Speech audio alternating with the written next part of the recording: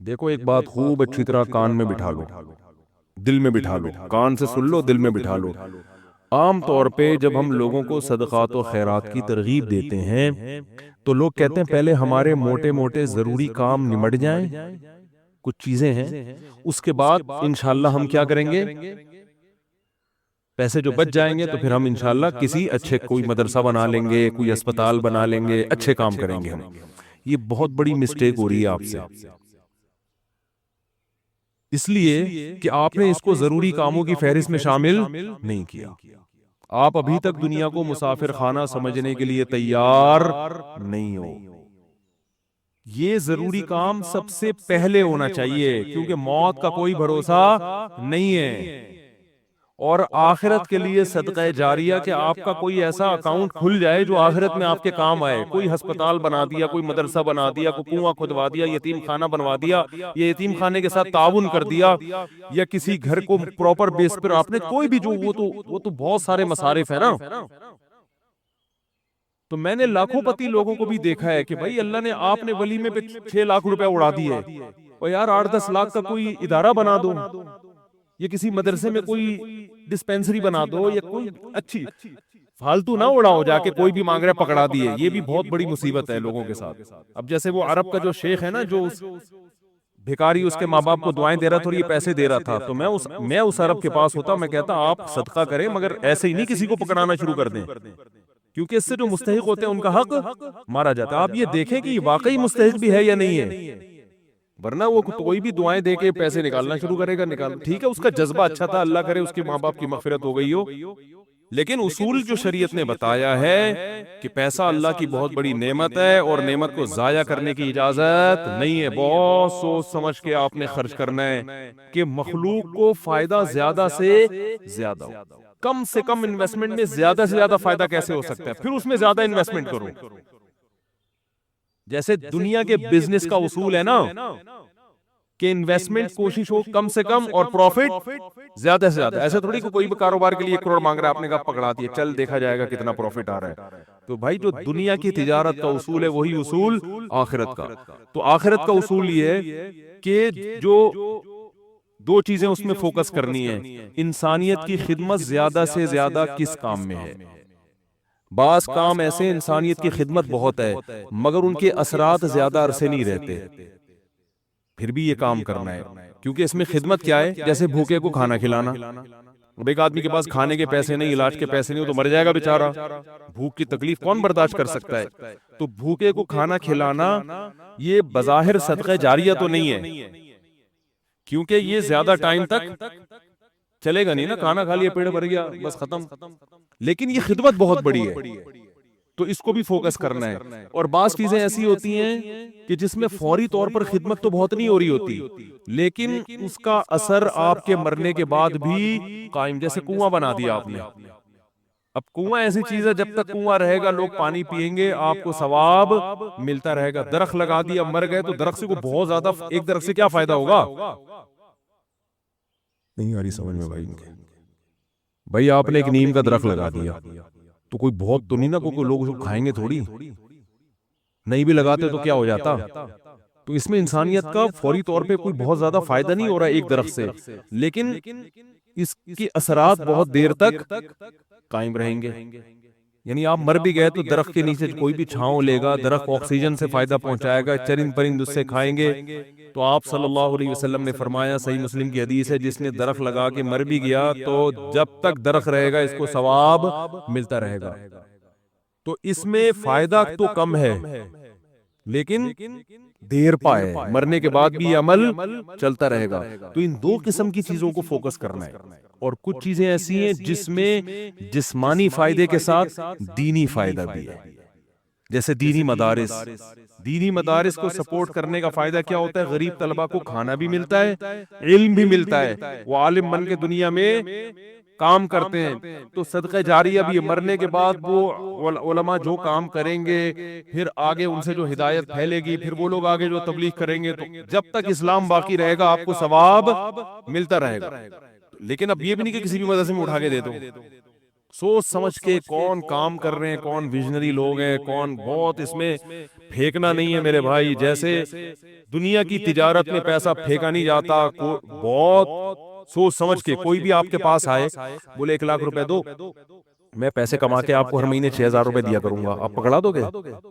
ہے انکوائری کرو گے بھائی 1 لاکھ کہاں، کون سا کاروبار آ گیا جس میں 1 لاکھ پہ آپ مجھے 10,000 دو گے یا 6,000 دو گے؟ وہ بتائے گا یہ ہے، اچھا مجھے دکان دکھاؤ چل کے. پھر جب آپ کو دکان دکھائے گا تو آپ کہو گے جب 1 لاکھ پہ آپ 6,000 کما سکتے ہو تو اپنے ہی لگا لو. ہیں کیا خیال ہے بھائی؟ میرے والد صاحب نے کہا تھا جو بھی آئے نا پیسے مانگنے اور کہے کہ اس انویسٹمنٹ میں اتنا پروفٹ ہے، اتنا پروفٹ ہے، آدھا تمہیں دوں گا آدھا خود رکھوں گا، تو اس سے پہلے پوچھو کہ تمہارے پاس کتنے پیسے ہیں. وہ بتائے اتنے، تو پورے اپنے کیوں نہیں لگا لیتے، اس میں پورا پروفٹ خود رکھو. کیا خیال ہے بھائی؟ ہاں وہ غریب آدمی ہو تو ایک الگ بات ہے، اور اللہ کا شکر ہے مجھے اس کا فائدہ ہوا. ایک دفعہ ہوا، دوسری دفعہ والد صاحب کی نصیحت پہ عمل نہیں کیا تو سارے پیسے ہی الحمدللہ سارے ہی ڈوب گئے تھے. ٹھیک ہے. ایک دفعہ فائدہ بھی ہوا. ایک صاحب جو ایک بڑے پوش ایریا میں رہتے تھے، میں چونکہ اس ایریا کا نام لوں گا تو کہیں ایسا نہ وہ سمجھ جائیں، لیکن قصہ پرانا ہو گیا وہ نہیں سمجھیں گے، پھر بھی احتیاط یہی ہے کہ نام نہ لیے جائے. مالدار علاقے کے تھے، مجھے کہنے لگے کہ میں یہ کاروبار کرنا چاہتا ہوں. اچھا اس ایسے ایریا میں رہتے تھے کہ مجھے پتا تھا اتنے پیسے تو ان کے پاس ہوں گے ورنہ اس ایریا میں رہ نہیں سکتا آدمی. اب ایک آدمی ڈیفنس، ایک مثال دے رہا ہوں ڈیفنس کی، ڈیفنس میں رہتا ہو اور کہ میری تنخواہ 10,000 روپے، تو آپ کہو گے بھائی 10,000 والا ڈیفنس میں نہ کرائے پہ رہ سکتا ہے اور اپنا گھر ہو تو سوال ہی پیدا نہیں ہوتا. یہ کروڑوں کا تو نے گھر کیسے خرید لیا 3 کروڑ کا ہے بھائی؟ ہو سکتا ہے 4 کروڑ. اسٹیٹ ایجنٹ والے مجھے پھر فون کریں گے آپ نے ڈیفنس کی ویلیو کیا کر دی ہے، بیان میں گرا دی ہے. تو میں مثال دے رہا ہوں، یہ اب ہر بیان کو نا لوگ بڑے سینسیٹیو بن کے لے رہے ہوتے ہیں. کیا آپ نے ڈیفنس میں 3 کروڑ بول دیے، ہمیں تو ویلیو. تو اب کیونکہ شہرت ہو گئی ہے نا تو ہر چیز کو بہت زیادہ لوگ سیریس ہو رہے ہیں. 25 کروڑ، ٹھیک ہے نا، 25 کروڑ کا. اب اس سے پھر لوگ پریشان ہوں گے یار ہم لے رہے تھے آپ نے قیمت بڑھا دی. تو بھائی یہ محض ایک مثال ہے، مجھے نہیں پتا ڈیفنس میں قیمتیں کیا چل رہی ہیں، تو کچھ بھی لگا لو قیمت. تو آپ نے کیا کیا، بات کیا چل رہی تھی. ہاں بندہ میرے پاس آیا، رہتا پوش ایریا میں، مالدار علاقے میں، مجھے کہنے لگا آپ مجھے پیسے دو میں یہ چیز خرید کے بیچوں گا، آدھا پروفٹ آپ کا آدھا میرا. تو مجھے ابا کی بات یاد آ گئی. میں نے کہا جو اتنے انویسٹمنٹ آپ مجھ سے کروا رہے ہو تو یہ چیز آپ خود خرید کے بیچ دو پورے پیسوں کی، پورا پروفٹ آپ کا، مجھے آدھا کیوں دے رہے ہو؟ انویسٹمنٹ جو مجھ سے کروا رہا ہے اور آدھا پروفٹ دے رہا ہے، اس کا مطلب وہ رسک لینے کے لیے تیار نہیں ہے. مطلب ڈوبیں تو اس کے ڈوبیں، اس کا مطلب آپ کو خود پتا ہے کہ یقینی پروفٹ نہیں ہے. سمجھتے ہو کہ نہیں سمجھتے؟ تو کسی کو پیسے دینے سے پہلے جیسے انکوائری کرتے ہو نا، صدقہ خیرات سے پہلے بھی ایسے انکوائری کیا کرو، کیونکہ آپ کے پاس لامحدود رقم نہیں ہے. غیر مستحق کو دینے کا سب سے بڑا نقصان یہ کہ مستحق لوگ رہ جاتے ہیں. لوگ کہتے ہیں کسی غیر مستحق کو چلا گیا تو کیا ہے، او بھائی پھر اتنے پھر مستحقین رہ جائیں گے اس سے. اور ثواب کمانا ہے نا تو ثواب تو جب ہی ملے گا جب آپ کا پیسہ صحیح جگہ پہ جائے گا. جو غیر مستحق ہو اس کو ہدیہ دے دیا کرو دوستی یاری میں کہ چل یار گفٹ ہے. بات آ رہی ہے سمجھ میں؟ تو یہ میں اہم پوائنٹ کی بات بتا رہا ہوں کہ 2 جگہ خرچ کرنا ہے، ضرورت اور دوسرا جس کا اثر دیر پاؤ. صدقہ جاریہ بھی اچھی چیز ہے اور انسانیت کی ضرورت پوری کرنا. آپ کہہ سکتے ہیں یار ایک بھوکے کو کھانا کھلا دیا پیٹ بھر گیا تو وہ تو بس ایک ثواب مخصوص مل گیا تو اب تو ختم نا، صدقہ جاریہ تو قیامت تک رہتا ہے. یہ اس لیے بتا رہا ہوں کہ ہم بعض دفعہ لوگوں کو بتاتے ہیں کہ یار یہ دیکھو یہ غریب ہے، اس کو بیوہ ہے، اس کے گھر میں راشن ڈال دو، کہہ رہے ہیں نہیں ہم تو صدقہ جاریہ چاہتے ہیں. تو یاد رکھو صدقہ جاریہ کے اپنے فضائل ہیں کہ وہ چلتا رہے گا آپ کا، لیکن بھوکے کو کھانا کھلانے کے، اس کی ضرورت پوری کرنے کے اپنے، وہ ثواب تھوڑا ہے لیکن وزنی بہت ہے. وزنی کیسے؟ حدیث میں آتا ہے قیامت کے دن اللہ اعلان کریں گے، جب میدان حشر ہوگا نا بہت سختی کا دن ہوگا تو اللہ اعلان کریں گے کہاں ہیں وہ لوگ کہ جب میں بھوکا تھا تو انہوں نے مجھے کھانا کھلایا، میں پیاسا تھا تو انہوں نے مجھے پانی پلایا، آج ان بھوکوں کو میں کھلاؤں گا کیونکہ انہوں نے مجھے کھلایا تھا. جیسے ہوتا ہے نا آپ کو بھوک لگ رہی تھی، کسی نے آپ کا اکرام کیا تو اب آپ کو کہیں وہ بھوکا نظر آئے تو آپ سب سے پہلے اس کو کھلاؤ گے نا. یار میں ٹی وی میں آ رہا ہوں کیا ہے؟ تھک گئے ہیں تو بیان ختم کر دیتا ہوں، بس ویسے ہی بھی ختم ہونے والا ہے۔ دیکھو غیرت مند انسان کیا کرتا ہے، آپ بھوکے تھے اور آسان مثال، آپ کی گاڑی میں پیٹرول ختم ہو گیا، آپ نے پیٹرول پمپ والے سے کہا یار تھوڑا سا ڈال دو، پیسے بعد میں دے دوں گا میں آپ کو، ابھی جیب میں ہے نہیں۔ اس نے کہا چل یار ڈال دیا پیٹرول، میں اپنے پیسوں سے ڈال رہا ہوں، جاؤ یار۔ ایک دن کیا ہوا، اتفاق سے آپ پیٹرول پمپ کے مالک بن گئے، وہ آیا گاڑی لے کے، پیٹرول نہیں ہے، لائن لگی ہوئی ہے، بہت سے غریب آ گئے بغیر پیٹرول کے نا ٹھیک ہے نا، اب آپ کے پاس محدود پیٹرول ہے تو آپ کس کی گاڑی میں ڈالو گے؟ آپ اعلان کرو گے بھائی جنہوں نے میری بائک میں یہ گاڑی میں پیٹرول ڈالا تھا نا وہ بندہ آگے آ جائے، اس کو تو اس کی ضرورت تو پوری کرنی کرنی۔ تو ایک عام انسان جب یہ کام کرتا ہے تو اللہ تو غیور ہے بھائی، تو اللہ اعلان کرے گا بھوک اور پیاس میں لوگ تل ملا رہے ہوں گے، اللہ کہے گا سب سے پہلے ان کو کھلاؤں گا جنہوں نے جب میں بھوکا تھا مجھے کھلایا، جب میں پیاسا تھا مجھے پلایا۔ تو لوگ کہیں گے اللہ تو کہاں بھوکا ہو سکتا ہے؟ تو اللہ کہیں گے میری مخلوق میں فلاں شخص بھوکا تھا، تو اس کا بھوکا رہنا ایسا ہی ہے جیسے میں، کیونکہ حدیث میں آتا ہے الخلق عیال اللہ، جیسے گھر کا کوئی سربراہ ہوتا ہے نا تو بچے بھوکے ہوں گے تو تکلیف کس کو ہوتی ہے؟ باپ کو ہوتی ہے کہ نہیں ہوتی ہے؟ تو آپ صلی اللہ علیہ وسلم نے فرمایا اللہ کی مخلوق بھی ایسے جیسے اللہ کے اہل و عیال، اللہ کا تو اہل و عیال نہیں ہوتے لیکن مثال دی ہے ایسا ہی ہے، اللہ کو ان کی فکر ایسا ہی ہے۔ وہ الگ بات ہے بہت سے بھوکے مرتے ہیں، یہ اللہ کی تقدیر ہے، یہ اللہ کی حکمت ہے، دنیا کو اللہ نے ایسا ہی چلایا ہے کہ کسی کو ملے گا کسی کو نہیں ملے گا، یہ اب اس میں تو اللہ سے نہیں الجھ سکتے۔ لیکن اللہ اعلان کرے گا کہ میری مخلوق میرا خاندان تھی، گویا کہ اللہ کا خاندان نہیں ہوتا، یعنی میرے ماتحت تھی اور میں لوگوں کے ذریعے لوگوں کو کھلاتا ہوں، تو جب میں بھوکا تھا تو فلاں کا بھوکا ہونا ایسا ہی ہے جیسے میں بھوکا۔ تو اس سے پتہ چلتا ہے کسی بھوکے کو کھانا کھلانا ایسے جیسے آپ کس کو کھلا رہے ہو؟ اللہ کو۔ تو اگرچہ یہ صدقہ جاریہ نہیں ہے لیکن بھائی ایک نیکی ہے، لیکن یہ وزنی بہت زیادہ ہے، تو ان دونوں مدوں میں خرچ کیا کرو۔ کرو گے کب؟ لوگ کہتے ہیں اچھا ٹھیک ہے وہ ایک دو کو تو کھلا دیتے ہیں، جو بڑا اماؤنٹ جو ہے نا جیسے اپنی شادی بیاہ پہ خرچ کرتے ہیں، گاڑیوں پہ خرچ کرتے ہیں، مکان پہ خرچ کرتے ہیں، اس ٹائپ کا اماؤنٹ اللہ کے لیے خرچ، اللہ کے لیے بس وائپر والے کو 20 روپے، اب تو 20 ریٹ تھوڑے بڑھ گئے ورنہ 5 پہ چل رہے تھے، وہ پھر کھلا مانگ بھی رہے ہوتے تھے۔ وہ پھر کیا مانگ رہے ہوتے تھے؟ ایک آدمی نے کسی فقیر سے کہا، ایک فقیر کسی آدمی کے پاس آیا کہ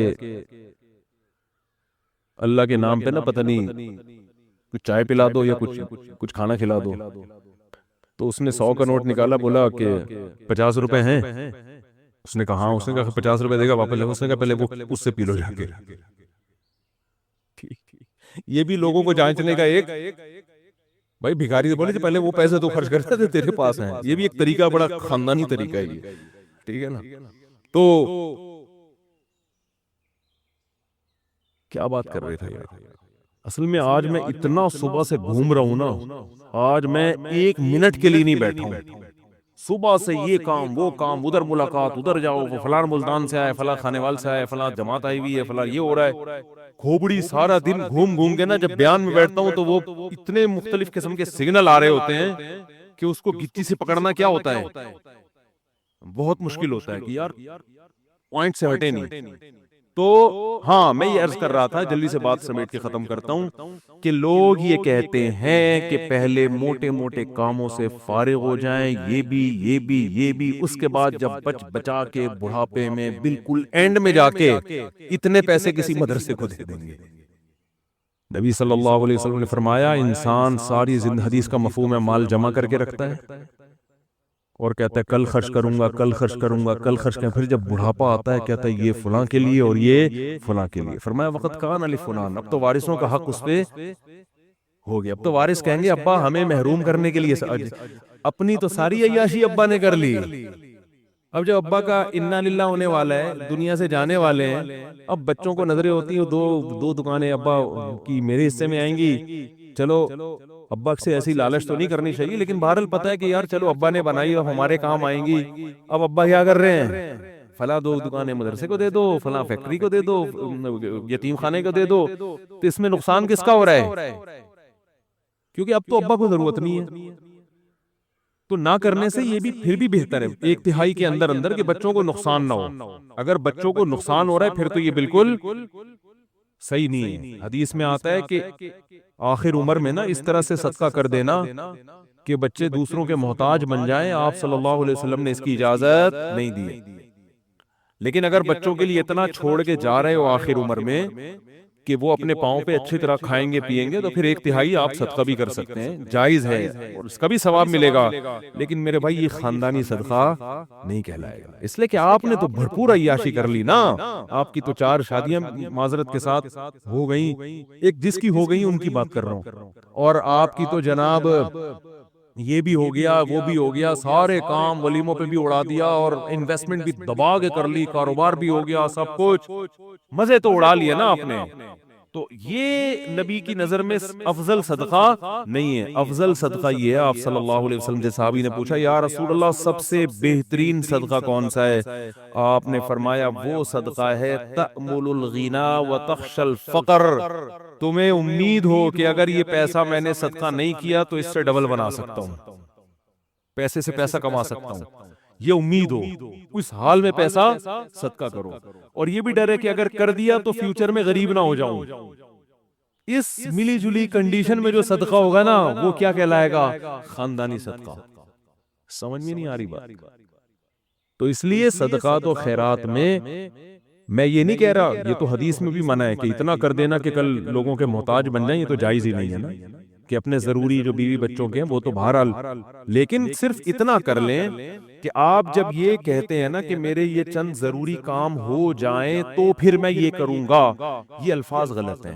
آپ یہ کہیں کہ میرے چند ضروری کاموں میں ایک اہم ترین کام یہ بھی ہے، تو یہ والا کام بھی ان ضروری کاموں کی طرح ترجیحی بنیادوں پہ کرنا ہے، اور یہ چند ضروری کام جس میں یہ بھی ہو جائیں تو پھر میں کیا ہو جاؤں گا؟ فری، پھر میری مرضی میں جہاں چاہے صدقہ کروں۔ بہت مشکل ہے بات سمجھا۔ تو بڑی انویسٹمنٹ جیسے بزنس پہ کرتے ہیں، بڑی انویسٹمنٹ جیسے شادی پہ کرتے ہیں، بڑی انویسٹمنٹ جیسے اپنے بچوں کی ایجوکیشن پہ کرتے ہیں، ایسے ہی ایک آدھ بڑی انویسٹمنٹ آخرت کے لیے بھی کرنی چاہیے۔ سمجھا پا رہا ہوں اپنی بات؟ لیکن وہ خاندانی انویسٹمنٹ ہو، مرے تو پتہ چلے کہ یار ایک ہسپتال ہے چل رہا ہے بھائی غریبوں کے لیے۔ سمجھتے ہو گے نہیں سمجھتے ہو؟ دیکھو گورے بھی بڑی بڑی انویسٹمنٹ کرتے ہیں لیکن ان کا کوئی بچوں کا ان پہ ٹینشن نہیں ہوتی نا، نہ بیوہ کا خیال ہے ان کو، نہ بچوں کا خیال ہے۔ آپ کے لیے صدقہ کرو گے ثواب ملے گا، کیونکہ آپ تو پوری فوج چھوڑ کے جا رہے ہو اگر میرے بیان سنتے ہو۔ کیا خیال ہے؟ ٹھیک ہے نا، پوری فوج ہے آپ کی، تو دونوں۔ اور پھر عجیب بات ہے، آپ نے اس نیت سے نہیں کرنا کہ ریٹرن ملے گا، اسی نیت سے کرنا ہے کہ میں نے جو خرچ کیا وہ گیا، ختم، بس دنیا میں نیکی کر دریا میں ڈال۔ لیکن ویسے میں ایک جنرل نالج کے لیے بتا رہا ہوں کہ اللہ ڈبل کر کے دیتا ہے واپس، بلکہ اور بڑھاتا ہے، تو دیتے جاؤ گے بڑھاتا جائے گا، دیتے جاؤ گے۔ حدیث میں آتا ہے ما نقصت صدقۃ من مال، صدقے سے مال میں کبھی بھی کمی نہیں ہوتی نہیں ہے۔ لیکن آپ نے یہ نیت نہیں کرنی، آپ نے یہ نیت کرنی ہے کہ میں دے رہا ہوں اور مجھے نقصان نہیں ہوگا اس کا، میرا کاروبار بھی کم ہو جائے گا اور میرے گھر میں بھی تھوڑا خرچہ کیا ہو جائے گا، یعنی میری اپنی بیوی بچوں سے تو خرچہ مت روکو، ان کو نہ بھیٹ چڑھاؤ اپنے توکل کی، ٹھیک ہے نا، اپنا، میری گاڑی تھوڑی سی سستی ہو جائے گی، یہ ہو جائے گا وہ ہو جائے گا، اپنے اوپر تو رکھ کے سب کچھ کرو، یہ نیت یہی کرو کہ یار کم ہی ہو جائے گا۔ لیکن ویسے میں جنرل نالج کے لیے بتا رہا ہوں کم ہوتا نہیں، کیونکہ اگر آپ نے نیت یہ کر لی نا کہ بڑھ جائے گا، پھر نہیں بڑھے گا، پھر نہیں بڑھے گا۔ اور اس میں بات چاہ کے کمپلیٹ ہو جائے، لیکن اس میں آپ نے یہ دیکھنا ہے آپ میں توکل کتنا ہے، صحیح ہے نا؟ کل آزمائش آئی تو ایسا نا یار مصعب کا بیان ہی گلے پڑ گیا یار، تو کوئی بات نہیں، پہلے یہ والے بھی کر لو پھر کر لو، تو خاندانی نہ ہو، غیر خاندانی صدقہ بھی ہو تو چلو صدقہ تو ہو گیا نا، تو خاندانی صدقے کے لیے تھوڑی سی کھوپڑی بھی خاندانی ہونی چاہیے، تو یہ ظرف بھی ہونا چاہیے اسی حساب سے، تو اپنی حیثیت دیکھ کے۔ لیکن میرا مقصد صرف یہ ہے کہ یار کچھ تو انویسٹمنٹ آخرت کے لیے بھی جوانی میں جب آپ کو ضرورت ہے، بڑھاپے کے لیے نہ رکھو، بڑھاپے میں اللہ اور توفیق دے دے گا۔ اور صدقہ ایسی چیز ہے جس کو ایک دفعہ عادت پڑتی ہے نا پھر ہاتھ رکتا نہیں ہے اس کا۔ آدمی بعض دفعہ ایک بڑا اماؤنٹ خرچ کرتا ہے کہ یار یہ میں بڑا اماؤنٹ خرچ کر رہا ہوں بس تاکہ ایک دفعہ ہو جائے، کل مروں کوئی بھروسہ نہیں، کل مر جاؤں تو صدقہ جاریہ ہوگا، تو ایک دفعہ کرو گے نا عادت ایسی پڑتی ہے اس کی، پھر کل دوبارہ یہی سوچ کے دوبارہ کرو گے۔ یہ اللہ کی طرف سے ایک نعمت ہے کہ جو کرتا ہے پھر اللہ اس کو صدقے کرنے کی توفیق دیتا رہتا ہے۔ تو یہ سب سوچ سمجھ کے ہاں اچھا، اس میں پھر دو کام کرنے ہیں، کچھ صدقے تو پبلک کو دکھا کے کرنے ہیں، اپنے بچوں کو بھی بتاؤ، بیوی کو بھی بچاؤ، بھائی کو بھی بتاؤ، رشتہ داروں کو بھی بتاؤ، کیونکہ قرآن میں جگہ جگہ آتا ہے کہ نیک لوگ چھپا کے بھی صدقہ کرتے ہیں اور علانیہ۔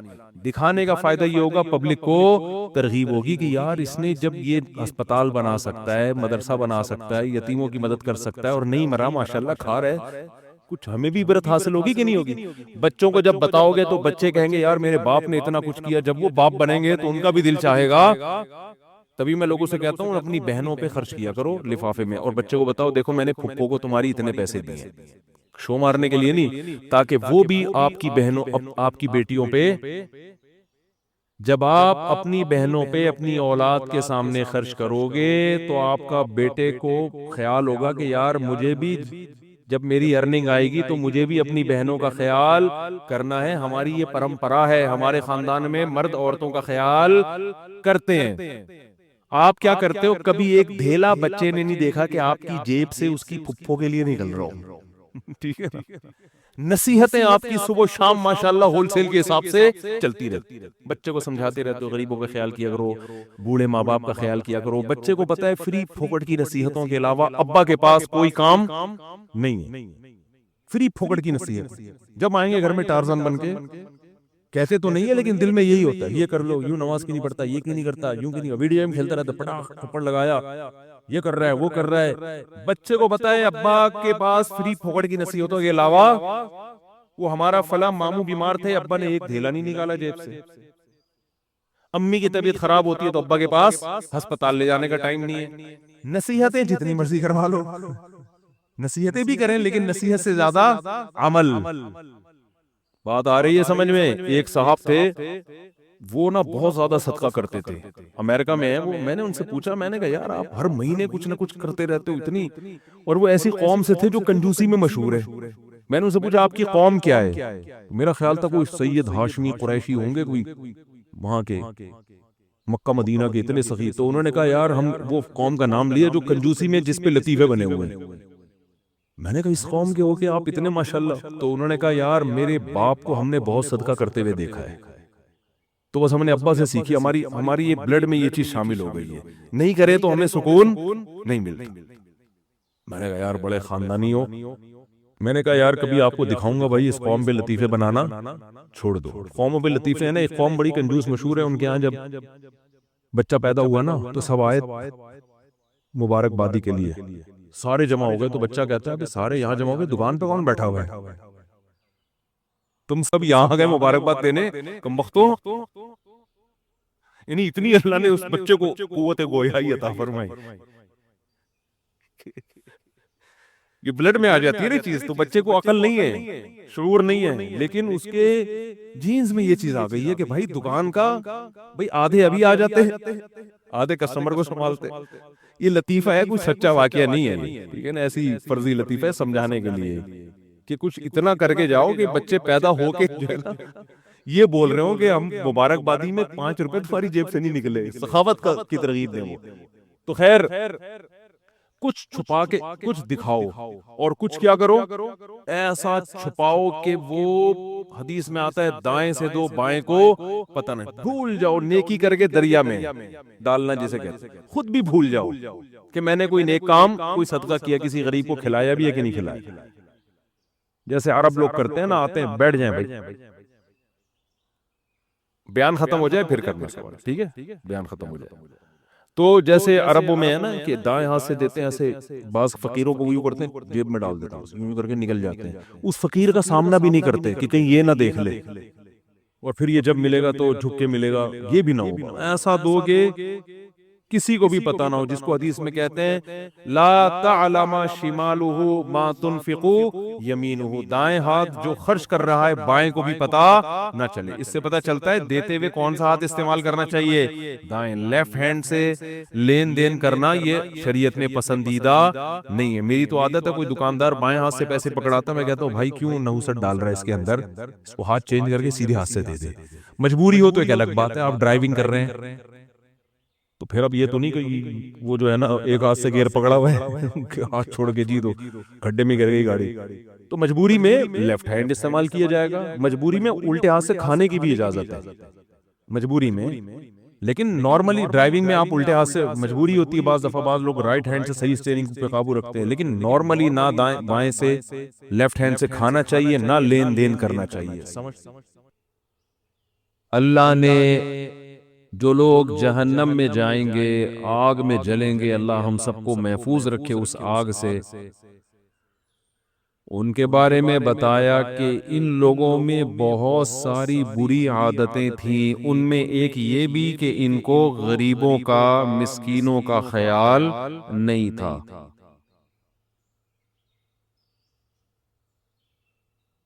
اس پر میں نے بیان کیا تھا کہ اسلام کے مزاج میں سخاوت ہے، کنجوسی نہیں۔ اپنی دولت پہ سانپ بن کر مت بیٹھیں، خرچ کریں، خرچ روکھڑا نکالیں جیب سے۔ پھر کنجوسوں کی اقسام بیان کی تھی۔ ایک کنجوس تو وہ ہے اس کا پڑوسی بھوکا ہے، اس کا بھائی بھوکا ہے، بہن کے ساتھ مسائل ہیں، اپنا پیسہ اپنے بہن بھائیوں پہ، رشتہ داروں پہ، پڑوسیوں پہ خرچ نہیں کرتا، فکر ہی نہیں ہے کیا ہو رہا ہے۔ اس کنجوس کا اس آیت میں ذکر ہے، لیکن اس سے بڑے بڑے کنجوس بھی مارکیٹ میں موجود ہیں جن کا اس آیت میں ذکر نہیں ہے۔ کیوں کہ جب ان کنجوسوں کو اللہ تعالیٰ جہنم میں ڈالے گا تو اس سے بڑے کنجوسوں کو کیوں نہیں ڈالے گا؟ وہ بڑے کنجوس کیا ہیں کہ دوسرے کا حق بھی نہیں دے رہے۔ یہاں تو یہ ہے نا اپنا پیسہ خرچ نہیں کر رہے دوسرے پہ، یہ ہے کہ دوسرے کا پیسہ دبا کے بیٹھے ہوئے ہیں، وہ تو اس کا واجب حق ہے بھائی۔ مالک مکان کو کرایہ نہیں دے رہے ٹائم پہ، بیوی کا مہر کھا گئے، بہن کی وراثت کھا گئے، دفتر میں لیٹ پہنچتے ہیں، کام نہیں کر کے دے رہے، تنخواہ پوری، یہ بھی کنجوس ہیں کیونکہ بیس ان کی کنجوسی ہی ہے، پیسے پہ پیسہ چاہیے بس۔ تو اس پر تو میں کافی بات کر چکا ہوں، پھر کبھی موقع ملا تو کر دیں گے، لیکن ایک چیز خوب ذہن میں رکھو، وہ میں بیان کر کے پھر آگے چلتا ہوں، اگلی بات کی طرف آتا ہوں۔ یہ چیز میں بار بار بیانات میں کہتا ہوں، لیکن بات یہ ہے کہ جیسے جیسے ہم معاشرے میں چلتے پھرتے ہیں نا، یہ چیز بہت زیادہ نظر آ رہی ہے۔ کون سی چیز وہ بتا رہا ہوں آگے میں۔ اب آپ بتاؤ، جو چیز نظر آ رہی ہے معاشرے میں، جو برائی بہت زیادہ نظر آ رہی ہے، اس پہ ایک بار بیان ہونا چاہیے یا بار بار ہونا چاہیے؟ میں اس لیے کہہ رہا ہوں، میں دوبارہ ٹاپک چھیڑوں گا، آپ بولو گے یار ایک ہی چیز کو لے کے بیٹھے میں کئی ہفتوں سے۔ وہ یہ ہے کہ آپ کی بھائی بہنوں میں، کزن میں، رشتہ داروں میں کوئی پریشان ہے نا، تو اس کے مانگے بغیر، اس سے پوچھے بغیر آپ کی ذمہ داری ہے کہ آپ اس کا خیال کریں۔ اس ہفتے میرے سامنے رپورٹ آئی سگے بھائی بہنوں کی، سگے بھائی بہنوں کی، ایک بھائی بھیک مانگتا پھر رہا ہے لوگوں سے، اتنے حالات خراب ہیں۔ تو میں نے اس سے کہا تمہارا بھائی مالدار ہے یار، تم اس کو بتاؤ۔ وہ مجھے پتہ ہے کیا جواب دیتا ہے؟ مفتی صاحب نفسا نفسی کا عالم ہے، جب میں مالدار تھا تو سب نے مجھ سے تعلقات بنائے ہوئے تھے، اب جب میں غریب ہوا ہوں تو رشتہ دار بجائے اس کے کہ مجھ سے پوچھے کہ کیا ضرورت ہے، آہستہ آہستہ کنی کترا کے کٹنا شروع ہو گئے، آنکھیں پھیر لی ہیں رشتہ داروں نے کہ کہیں پیسے نہ مانگ لے ہم سے۔ دیکھو کوئی فراڈی پیسے مانگ رہا ہو نا تو اس سے تو آنکھیں پھیر لینی چاہیے، خون پی جائے گا آپ کا وہ، لیکن ایک مستحق ہے تو آپ کو تو تلاش کرنا چاہیے بھائی. اور ہم یہ تو نہیں کہہ رہے کہ اپنا پیٹ کاٹ کے اس کو کھلاؤ، یہ تو بہت اونچا درجہ ہے. آپ بھی کھا رہے ہو، اچھا یار، آپ کو اللہ نے تمام بنیادی ضرورتیں پوری کر دی ہیں. قُلِ الْعَفْوَ، قرآن کیا کہتا ہے؟ يَسْأَلُونَكَ مَاذَا يُنْفِقُونَ، اے نبی یہ آپ سے پوچھتے ہیں کیا خرچ کریں. قُلِ الْعَفْوَ، اللہ نے فرمایا جو اضافی ہے وہ کیا کرو، وہ خرچ کر دو. ہم یہ نہیں کہہ رہے کہ اپنا پیٹ کاٹ کے دے دوسرے کو آپ. صحابہ تو یہ بھی کرتے تھے. زخمی ہے نا، 3 صحابی زخمی پڑے ہوئے ہیں، پیاس تینوں کو لگ رہی ہے. ایک نے پانی مانگا، دوسرے نے مانگا، اس نے کہا کہ وہاں لے جاؤ پہلے. ان کو پیاس لگی، انہوں نے کہا وہاں لے جاؤ. وَيُؤْثِرُونَ عَلَىٰ أَنفُسِهِمْ وَلَوْ كَانَ بِهِمْ خَصَاصَةٌ. قرآن صحابہ کی یہ صفت بیان کرتا ہے کہ یہ اپنی ذات پہ دوسروں کو ترجیح دیتے ہیں اگرچہ ان کو ضرورت کیوں نہ ہو. اس میں سارے صحابہ داخل ہیں یا نہیں ہیں؟ حضرت معاویہ، حضرت ابو سفیان رضی اللہ عنہما بھی اس میں داخل ہیں. جب تاریخ کا اور قرآن کا مقابلہ ہوگا، ہسٹری پڑھو گے، عین ممکن ہے بعض صحابہ سے بدگمان ہو جاؤ، لیکن قرآن پڑھو گے تو صحابہ سے بدگمان نہیں ہوگے. بتاؤ ہسٹری زیادہ اوتھینٹک ہے یا قرآن زیادہ اوتھینٹک ہے؟ قرآن اوتھینٹک ہے بھائی. اور ہسٹری میں بھی ہر آدمی اپنے چشمے سے پڑھتا ہے. آپ اگر یہ طے کر کے بیٹھے ہوئے ہو کہ میں نے نیگیٹو ہی سوچنا ہے تو پھر ہسٹری پڑھ کے آپ کا بعض صحابہ کے بارے میں بدگمان ہوگی. لیکن پوزیٹو چشمہ لگا کے دیکھو گے نا، چشمہ صحیح ہوگا، نمبر صحیح ہوگا، تو آپ کو لگے گا کہ یہ جو ان سے غلطی ہوئی ہے، اس غلطی کی بنا خراب نہیں تھی، یہ فساد نیت یا دنیا کی محبت نہیں تھی، اس غلطی کی بیس غلط فہمی ہے. سمجھتے ہو کہ نہیں سمجھتے؟ یہ غلط فہمی ہے. تو قرآن صحابہ کی صفت بیان کرتا ہے وَيُؤْثِرُونَ عَلَىٰ أَنفُسِهِمْ وَلَوْ كَانَ بِهِمْ خَصَاصَةٌ. ان کو ضرورت ہوتی بھی ہے، خصاصہ کہتے ہیں شدید ضرورت کو، تو بھی یہ اپنی ذات پہ دوسروں کو ترجیح دیتے ہیں. یہ اللہ نے عرب کو ایسا بنا دیا نبی کی صحبت سے، عربوں کو ایسا بنا دیا اللہ نے. حالانکہ وہ تو اپنی ذات، اتنی ان کی جنگیں ہوتی تھی نا کہ گھوڑا دوسرے کا آگے کیوں نکل گیا، ایسی انسلٹ محسوس کرتے تھے اپنی، اس پہ لڑائیاں. نبی صلی اللہ علیہ وسلم کے گھر ایک مہمان آئے نا، تو آپ نے بھیج دی کسی صحابی کو کہ بھئی ان کا تم نے اکرام کرنا ہے. اس وقت کے مہمان آج کی طرح نہیں ہوتے تھے کہ پیٹ بھرے ہوئے برگر کھا کے آ رہے ہیں پھر دوبارہ پیزے کی خواہش ہے ان کی.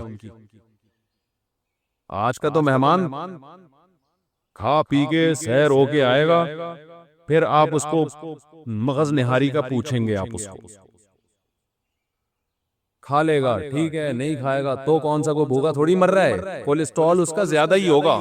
آپ نہیں کھلائیں گے تو آپ کا احسان ہوگا اس کے اوپر، شاید تھوڑا سا کولیسٹرول لیول کیا ہو جائے، کم ہو جائے، تھوڑی صحت اچھی ہو جائے. پہلے زمانے کے مہمان اس ٹائپ کے نہیں ہوتے تھے میرے بھائی. اس زمانے میں کھانا کھلانا بڑا مشکل کام تھا، سب سے قیمتی چیز کھانا تھی، غربت بہت زیادہ تھی. یہ جو اسلام نے عربوں کو وضو کا حکم دیا، پانی سے استنجا کے ترغیب دی، یہ آج تو بڑی آسانی سے سمجھ میں آ رہی ہے. اس دور میں اس صفائی کی ترغیب دی ہے جب پانی مہنگی ترین چیز تھی عرب میں. اسلام کے مزاج میں صفائی سمجھنی ہو نا تو اس کلچر کے لحاظ سے سمجھو. آج تو ہر نلکے میں پانی ہے، کراچی کے نارتھ کراچی میں نہیں ہے، لیکن ویسے دنیا میں پانی بہت ہے. یہاں تو نہیں ہے پانی، ہے تو ٹینکر منگوا رہے ہیں ہم بھی، سب لوگ منگوا رہے ہیں. یہاں گٹر کا پانی ہول سیل کے حساب سے، ویسے جو پینے کا پانی ہے وہ نہیں ہے یہاں پہ. اچھا خیر، تو اس دور میں جب پانی ان کے لیے، عرب میں تو صحرا ہے نا، وہ پانی تھوڑی ہے وہاں پہ، ان کو حکم دیا جا رہا ہے غسل کا، ہفتے میں 1 دفعہ غسل لازمی کرنا ہے. پھر غسل جنابت لازمی کرنا ہے، 5 ٹائم وضو کرنا ہے۔ استنجا کے بعد ترغیب دی جا رہی ہے کہ کیا کرنا ہے؟ پانی سے استنجا۔ اس وقت یہ بہت مشکل حکم تھا اسلام کا، تو اس سے اسلام کے صفائی کا مزاج، اسلام طہارت پہ صفائی کو کتنا فوکس کرتا ہے۔ یہ 1400 سال پہلے اس ماحول میں جا کے یہ بات کریں تو آپ کی کھوپڑی گھومے گی۔